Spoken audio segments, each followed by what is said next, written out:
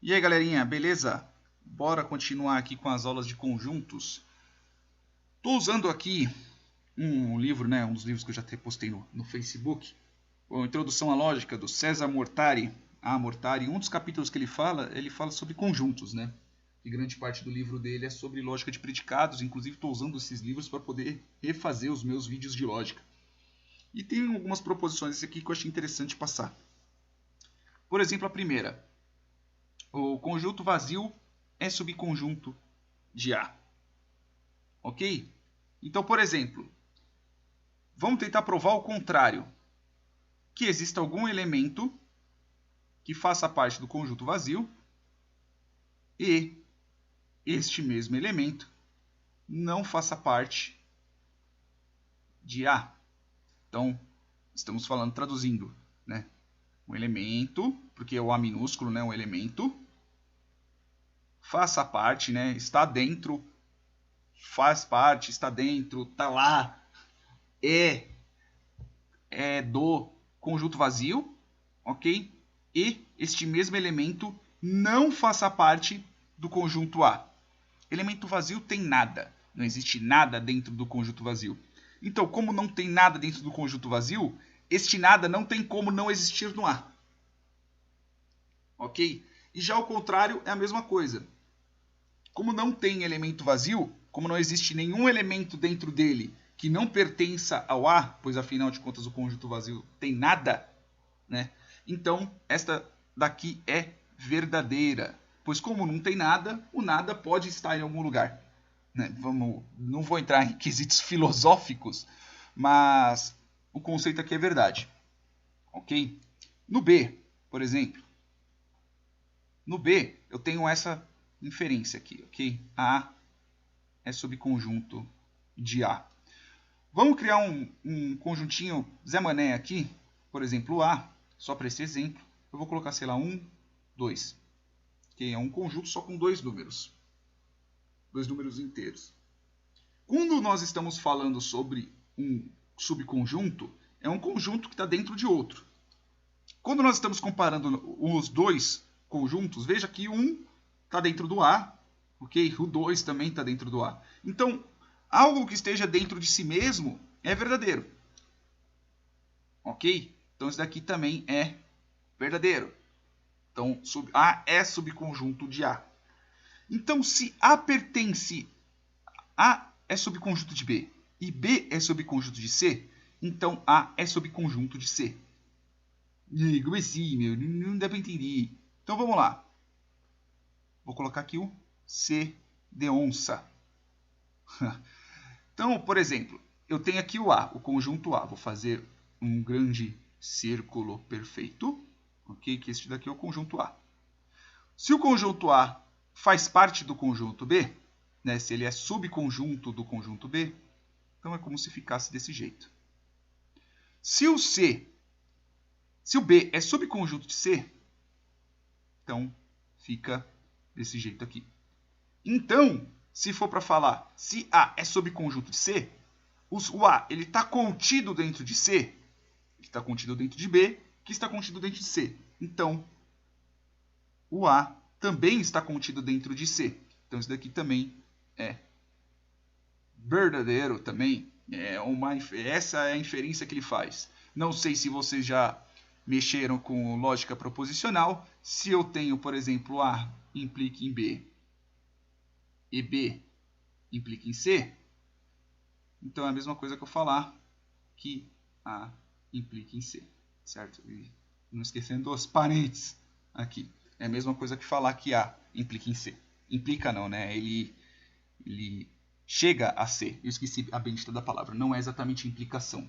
Que aí tem um outro nome um pouco mais técnico. D, por exemplo. D de bola. Se A é subconjunto próprio de B, então A é diferente de B. Vamos fazer aqui novamente o exercício. Então eu tenho aqui o A, vou criar um conjunto de A, 1 e 2, ok? Poderia falar, sei lá, podia fazer até diferente.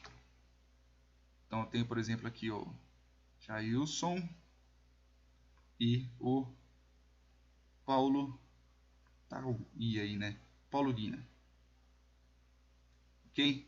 Tem aqui esse conjunto. Aí eu vou colocar aqui o B, por exemplo, e nossa senhora, letra feia da bexiga. Aí eu tenho aqui esse, aí eu vou ter aqui o Jailson também, o Paulo Guina, ok? E o Cauã. Beleza, eu tenho esses três. Se mesmo o A estando contido em B, mesmo o A sendo um subconjunto de B, tecnicamente ele é diferente de B. Por quê? Porque enquanto o A só tem 2, o B tem 3. Então essa daqui também é verdadeira. Então quer dizer que na D, se A é um subconjunto de B, é um subconjunto próprio de B, então A é realmente diferente de B.